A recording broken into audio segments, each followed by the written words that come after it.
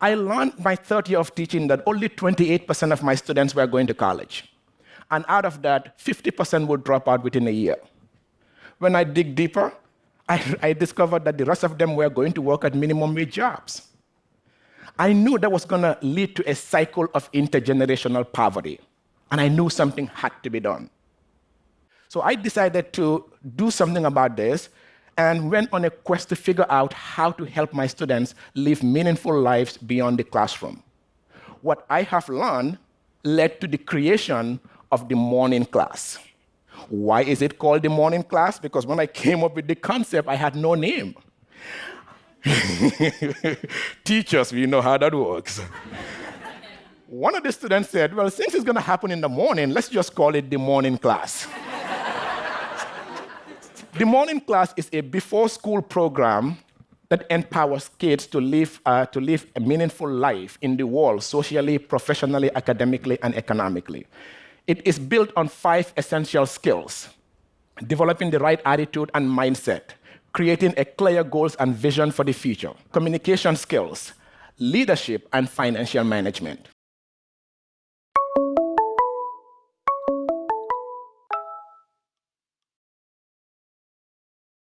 My idea is that teaching is all about cultivating and nurturing relationships.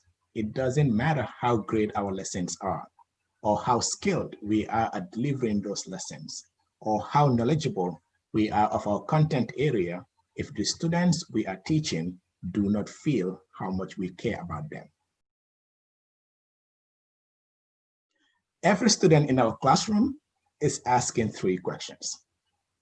Do you see me? Do you hear me? Does what I say mean anything to you? When students are able to feel yes to these answers, that's when they are fully present and engaged with us throughout the school year. While I was jumping up and down about the importance of the French Revolution, the child in front of me did not eat breakfast that morning. While I was raving about the importance of passing the standardized exams, the child in the back of the room slept in a homeless shelter the night before. Did I know any of this? No, because my focus was helping them to understand the curriculum instead of taking the time to learn their hopes, their dreams, and their fears. But I started to shift my approach during my second year of teaching. It was this moment when I realized that in order for us to inspire our students to achieve greatness, we first have to take the time to learn their stories. We need to help our students to develop the right attitude and mindset. And I started to implement those elements in my classroom during my second year of teaching. I taught my students about growth mindset.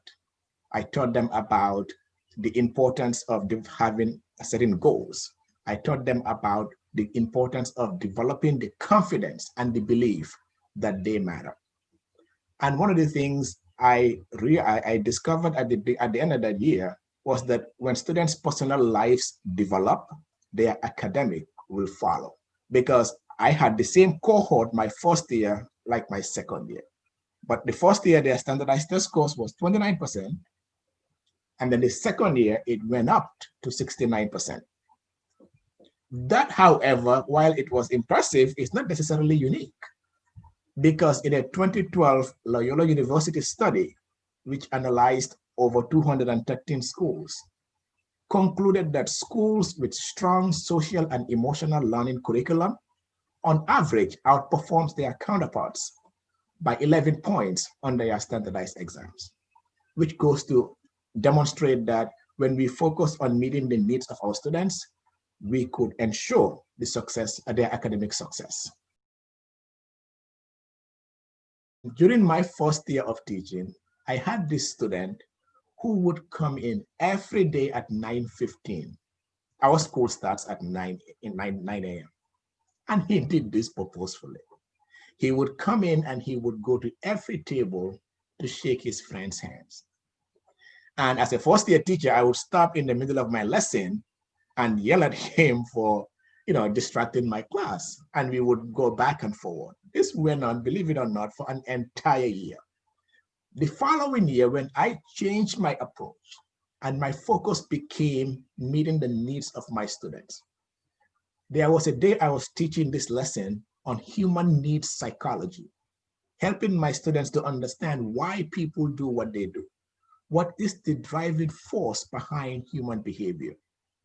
And how could they uncover what drives them? One of the things he realized that there was that his top two needs are significance and love and connection. That's what he valued the most in life. So in the middle of that lesson, he raised his hand and said, "Mister," I said, "Yes." "Well, do you know why I gave you such a hard time last year?" I said, "No." He paused and said, "All I wanted was to connect with you, and I couldn't. But when I disrupt your classroom, you had no choice but to pay attention to me." And that was another turning point for me. Because at that moment, I realized that there is always a story behind the story.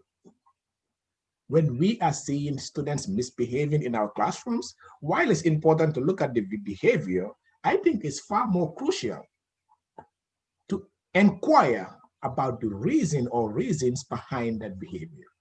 Because behind every behavior, there's an underlying cause. And if we could uncover that cause, we could help our students to meet their behaviors, to meet their objectives in a positive manner, just as I was able to do with that student. Because then that second year, he became my assistant. And in that process, he was able to meet the top two needs that drive him the most, which are he felt significant because he was my assistant, but more importantly, he was able to get the connection that he craved so much, not only from me, but also from his classmates, because they saw him as a leader.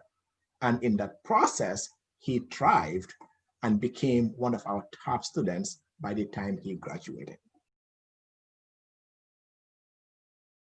If somebody's interested in starting the morning class program, I think what I would advise is, for me, it started in my classroom, but it first started with taking the time to learn and understand my students' stories. The most important ability that a teacher can have is the ability to influence. When you are able to influence your students, you can help them to achieve almost anything. But how can you influence somebody if you don't know what influences that person? During my second year of teaching and beyond, I start every school year with this activity called Begin with the End in Mind. I ask my students to write letters to their future selves about their hopes, their fears, and their aspirations. And I ask them to write a letter that they will be proud to read at the end of this, on the last day of the school year.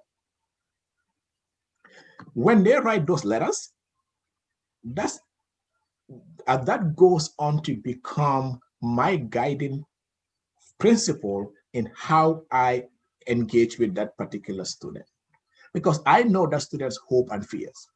I know what motivates that students, and I know what they are aiming for. But I also know what they are worried about. So that is one activity that I always do with my students. Another one would be, I always start every class with an affirmation. Because whatever you say to yourself, over time, you tend to believe it. And we start every class with an affirmation to instill in my students that they matter. And then we end the class with gratitude and appreciation. And in that process, it's not only about me, but it's we. What can you appreciate about what happened in this class over the past 60 minutes? And through that organic process, I was starting the process of building meaningful relationship with my students, but also fostering a community whereby they could feel safe to share some of their vulnerabilities. Every Wednesday, I ask my students, what have you done in the past 7 days to improve the human condition? It is extremely important for teachers to share their ideas with the world. Teachers are professionals. And in order for us to be treated as professionals, we need to strive for collective autonomy. And collective autonomy would depend on us willing to share with each other our best practices. You know, our stories are our most prized possession and the most valuable gift that we can give to each other. An idea that you might be doing in your class that you feel is insignificant, that could end up being transformative for another educator somewhere in the world. For example, I always give my students this prompt whenever we read a text or watch a documentary or analyze a historical document. Whenever we are done with those activities, I always ask my students, what did this author overlook in their argument? I've been asking that question for years. Never thought it would mean anything, never thought much about it. But then a couple of years ago, I had an educator who was visiting my classroom, and I asked that question, and my students were able to look at what that person overlooked. Because what I attempt for my students to understand is that no matter how compelling somebody's argument is, there's always something they might be missing in there, or they might not even thought about. And for that teacher, that became a game changer for him, because what he struggled with the most with his students was to help them with their analytical skills. And he told me that by asking that question, his students' analytical abilities were able to expand, and he's able to see more growth in that area of their academic development than in previous years. That's something I would have never thought about sharing, because it's like, that's not a big deal at all. But it actually is. Not all teachers want to become an administrator, but all teachers are leaders. And we are the first example to show our students how to use their voice. We need to model what we expect of our students. And the best way to do that is to put ourselves out there and share best practices so that together we could finally achieve that collective autonomy and be treated as the professionals that we are.